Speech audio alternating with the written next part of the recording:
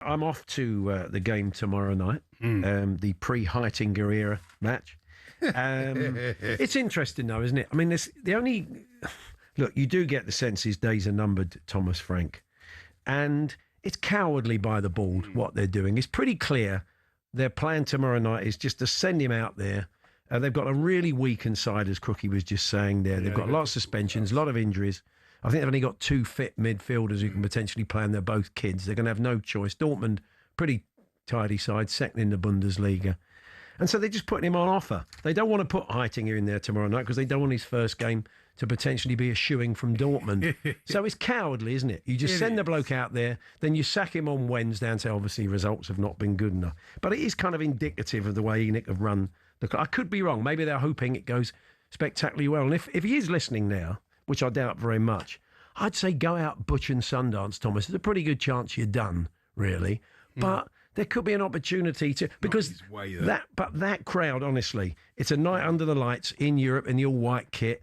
If the team get on the front foot and they show a bit and they try and score and they attack, then the crowd will get behind them. There's been games when they've done exactly that. That's all we're crying out for. But so often they retreat into their shell. We see bizarre substitutions absolutely kill the momentum.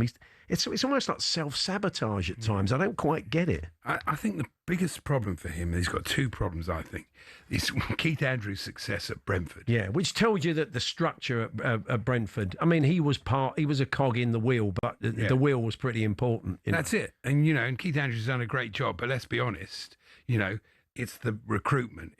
And that's after losing their 2 best players, effectively. Yeah. So, that exposes him. And also, Ange, when Thomas Frank has had Van der Ven and Romero the whole season, basically. When Ange had them, he had a lot more success than Thomas Frank had. They looked a lot more solid. So they're just things that just don't look good for him. I don't see how. So look, all the ingredients are there to say goodbye, including, stuff coming out the dressing room, which is often a bad sign. So there's players that are not having him for whatever reason.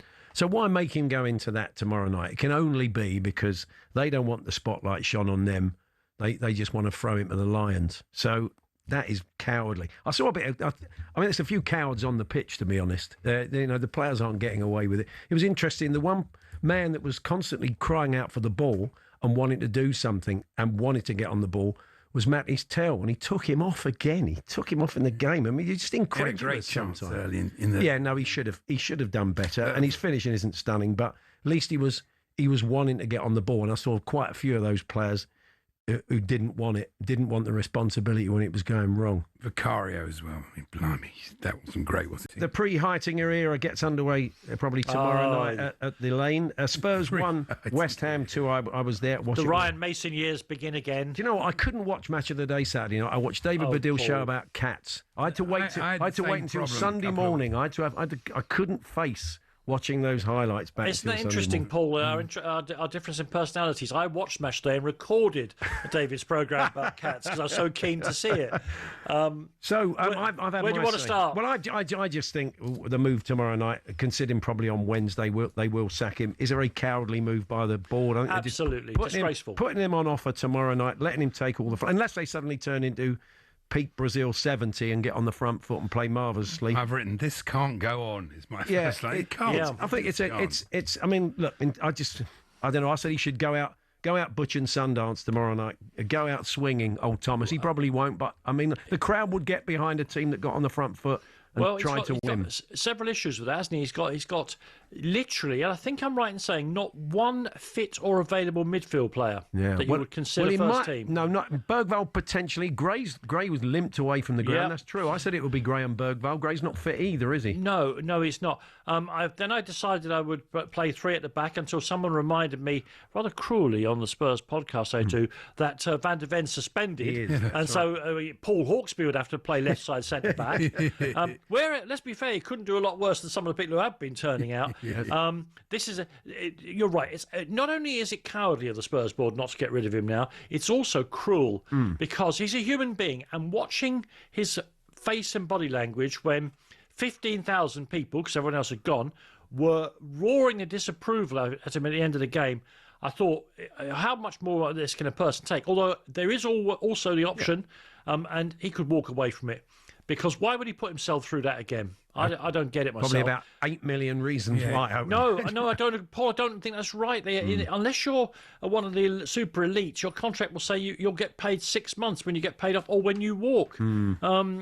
It's a matter of, I suppose, a matter of professional pride. But this is not, can't be doing him personally any good at all. Thomas Frank is not a bad manager.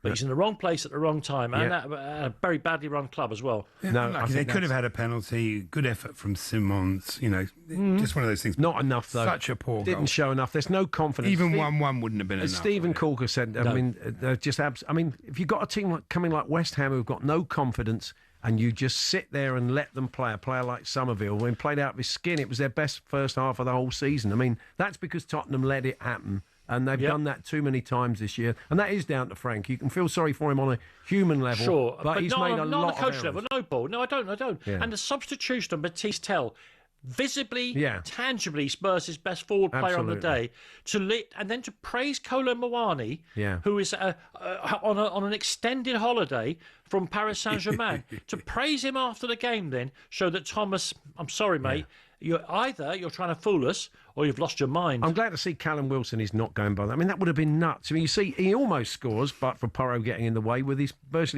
such a lovely take. I mean, you need if you're fighting for your lives, and who knows, they could put a run together. It's going to be tough, but you've got to have him there. He's quality. Nicholas Füllkrug won the game for AC Milan last night. Oh, blimey. Great. He did.